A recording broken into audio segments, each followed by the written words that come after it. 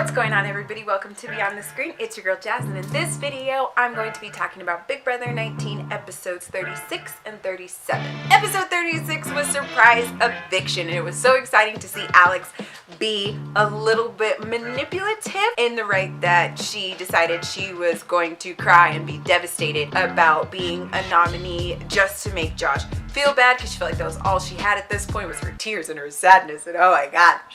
How could you do this to me? I thought we were friends. Good job, Alex. Way to cry. But then she admits to Paul that that's what she's doing because she thinks he's her runner-up ride or die. We all know that he's not. So I just feel like it's low-key been an emotional 2 weeks for emotional week for everybody, because what's happening is Paul is having to send people out that he has been pretending to be aligned with all season. And so basically everything's just kind of like coming out, and people are having to send people home that they actually care about. I mean, that's what happens when you get down to the end. It's a game though, right? Like, not everybody can win. So I don't know what we expected to happen.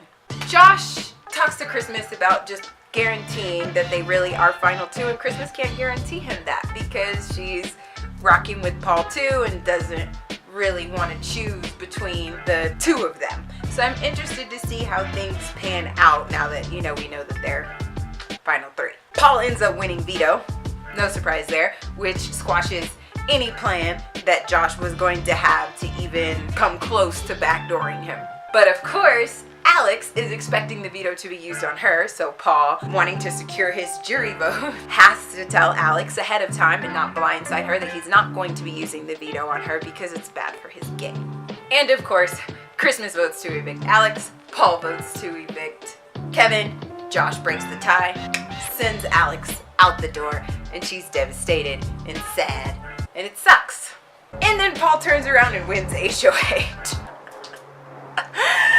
I know some of you guys hate him so much. He's not my favorite person in the world either, but it's just funny because an entire house let him play them, and they're like surprised about it.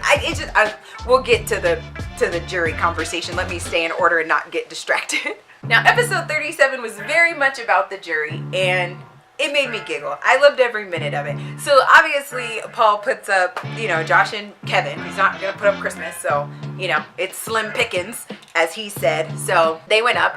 No surprise there. We're just kind of getting thoroughly predictable as we're moving into the last week.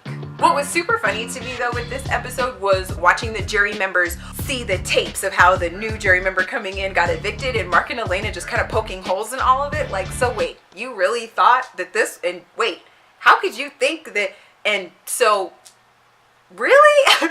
And then just watching the evicted house guest face like, oh, I guess you're right. But of course, hindsight's 2020. It's easy for you to point things out, right? Like when we're at home watching football, we can call out the plays and what's gonna happen, and oh my gosh, why would you do this, and that? But that's because we can see the whole field.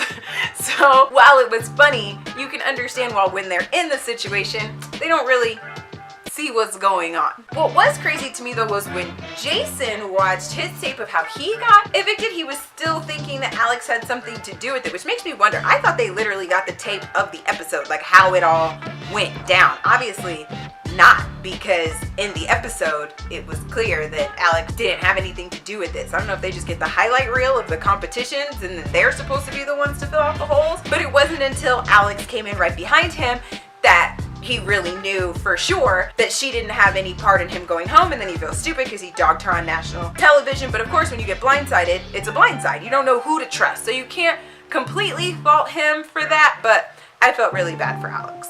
Can we just get a moment of silence for Raven? I love how she's so attitudinally, Arkansassily told the rest of the jury members that her and Matt were Paul's only real alliance. No, sweetie, the only thing you guys were pawns all season. That's it. You were where everybody wanted you to be at the exact moment they wanted you to be there, period, the end. Nothing more. And then it's like, to say that as you're sitting in the jury house, like, considering there's other people still left in the house and you're in jury, you clearly weren't the only alliance he cared about. I don't understand. I don't know, maybe she's like hit her head or fell too many times dancing. I worry about Raven. Guys, let's get a hashtag for Raven. It's like all I know to say for her. It's just, Poor Raven. Cody's still a jerk. Bonafide butt lick. Can't stand him at all. Everything about him just irks me. I feel like it just takes a lot of effort to just be such a sourpuss all the time, but whatever. To each their own.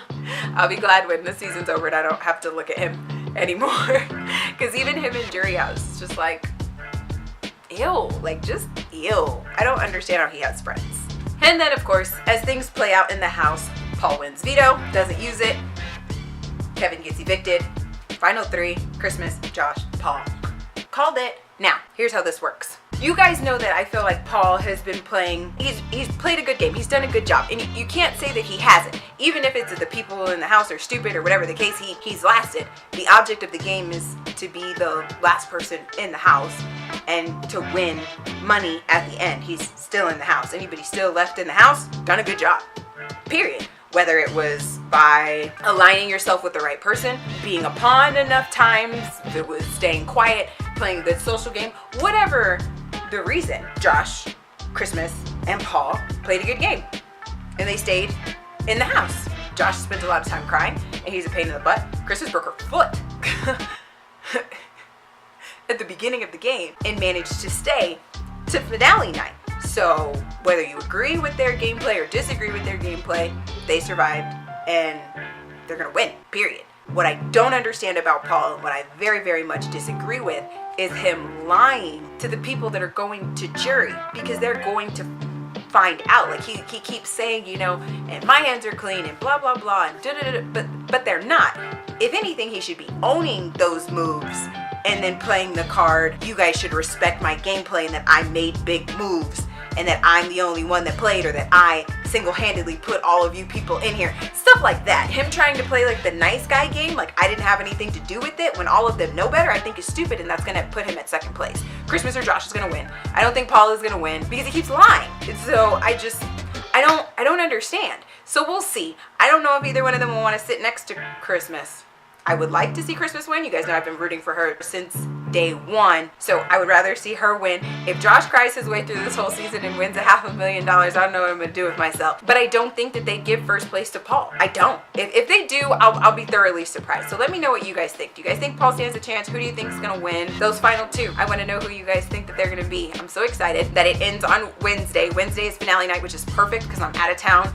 I leave Thursday morning, so that worked out so wonderfully. I've got some updates for you guys on what new shows I'm going to be doing now that Big Brother is going to be over, but I'm thinking I'm just going to go live and talk about it, maybe right now. So maybe as you guys are seeing this, I already did it. I don't know. We'll see how the day goes. But I love you guys. If you enjoyed this video, smack that like button. If you want to see more videos from me, go ahead and hit that subscribe button. As always, I love and appreciate each and every one of you. Until next time, God first, God bless.